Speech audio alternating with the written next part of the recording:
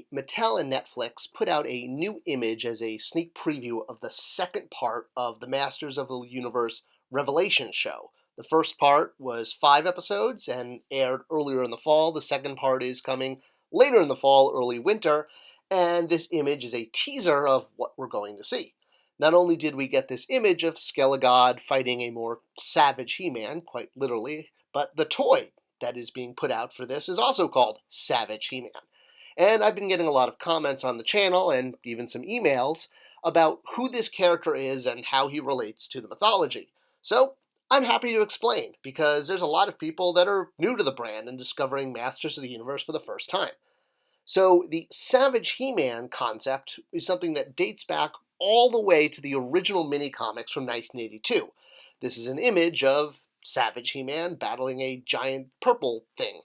So before Revelation takes this concept in a bold new direction, let's look at the past and understand where this concept came from and how it's probably going to be used in Revelation based on the early synopsis that we've been given. So the action figure is paired with Orko, which is cool, even though apparently Orko died in the first 5 episodes. But hey, who stays dead in, sci-fi and fantasy? Just talk to, Superman, Green Lantern, and Batman. All right, sorry, I shouldn't pick on DC. So this is not the first time that this character has been done in plastic. The first time, unless you count the original He-Man action figure, which you probably should, was in the Classics line, where he was produced as a subscription-only figure in 2015 as Oolarr, the Jungle He-Man, as opposed to the Savage He-Man. So this was not meant to be He-Man, as in another version of He-Man. This was meant to be an all-new original character, like Mickey Mouse or Ronald Ruck. The idea was, in Classics, that there had been all these He-Men of legend that linked King Grayskull all the way to Prince Adam, and they were the ones who protected the Power Sword during these hundreds and thousands of years, with each of them having the Power Sword change color. So this concept was used in Revelation, and actually it was really cool to see it adapted. And all of these characters, the He-Men of legend, lived in Preternia, which in the Revelation continuity is sort of like heaven. It's an afterlife. And characters like King Grayskull, Hero, and Vicor here, as well as Wundar, were different characters who had wielded the Sword of He in the past, or at least that's what it was in Classics. So Vicor here, one of the He-Men of legend, was based on the original He-Man concept art that was done for the 82 line, whereas Wundar was based on a promotional figure that was a mail-away in 1982, but got axed, no pun intended, pretty quickly when some parents or a parent thought it was a, less than money-worthy giveaway. You can see more on the video linked above. All right, so doing Oolarr in Classics and making him one of the He-Men of legend, the He-Men as a title, was meant to make him an original character and not just concept He-Man. Like you had like McQuarrie concept Han Solo in the Star Wars line. The idea was really about making all of these characters, whether they were based on concept art or early versions of He-Man from the mini-comics, to make them marketable. And basically, yes, to sell toys, to make money. Because, yes, we could have released him as, mini-comic He-Man or early concept He-Man, but by making him an original character, well, that meant we could sell more toys. And that's really why we had the bios and the mini-comics. It wasn't to tell the greatest He-Man story ever, it was to really justify the greatest number of toys ever, and to pay fan service with, little Easter eggs. So incorporating the original mini-comic version of He-Man, where he was just some guy who wandered out of the jungle crowd, and saying this was not Prince Adam, this was a different legitimate character, well, it's because getting everything to jive kind of needed that. There was no transformation. There was no Filmation, I have the power by the power of Grayskull. In the original mini-comics, his power came from his armor, from his vest, and everyone was always trying to steal it because that was the source of his power. I think it gave him a force field, if you will.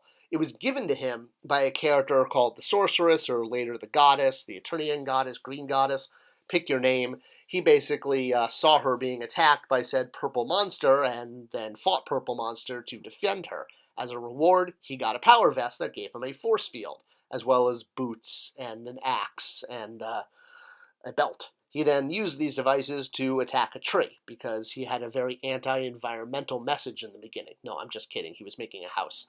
And then he teamed up with other allies from Eternia to fight the evil forces of Skeletor. And then he would ride off into the sunset and probably get some tail. I mean, ride on an animal that has a tail. I mean, hook up with Teela. And this was part of the early story. So having Oolarr, the Jungle He-Man in Classics, was one direction, and it looks like Revelation is using the same concept of the early drawings of He-Man before there was a power sword and just going in a different direction, which that's how all MOTU concepts are. I mean, look at the CGI show, also a different direction.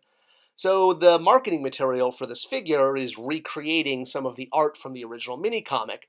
In the case of this image with the Savage He-Man, as they're calling him on package, Orko has replaced the goddess or sorceress or Eternian goddess. She gets renamed a lot. What can I say?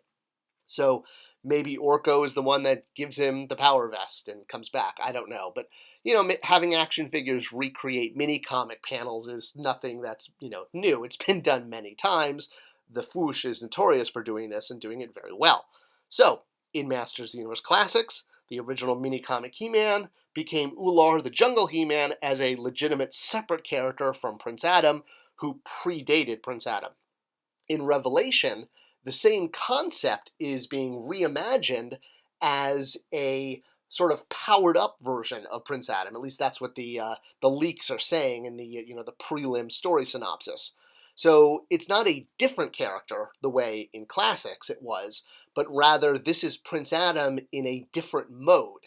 And the mode, again, from the leaks that we're hearing, is because Prince Adam has to fight Skelegod, and even though I guess Prince Adam died in the last episode, he obviously comes back, just like every superhero ever.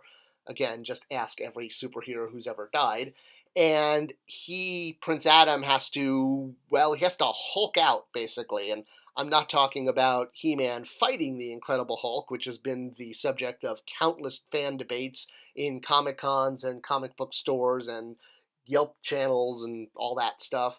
No, it's not He-Man versus the Incredible Hulk. It is Prince Adam literally hulking out and absorbing all the power of Grayskull to become like super strong, but apparently also super kind of dumb, like the green version of the Hulk is when the Hulk is done correctly. Stop making him smart.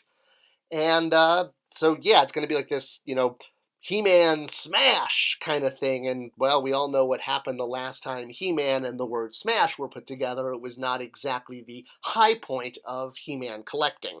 So I guess it's a wait and see. It's going to come out in a few weeks and we'll see what happens, but now you know the background on who this character is, where the original artwork comes from, and how it's now being reinterpreted yet again, as so many new concepts are for new generations of fans. And we'll have to see how it actually plays out, how this Hulk version of He-Man does. And will the toy continue to sell? Well, we can hope so, because the more He-Man toys out there on shelf, the more future the property has, because kids need to know He-Man. And while I know a lot of collectors were a little iffy on the first 5 episodes, I'm giving it the benefit of the doubt. Let's see how the whole story plays out. I'm definitely waiting to see what happens. The suspense is terrible. I hope it'll last.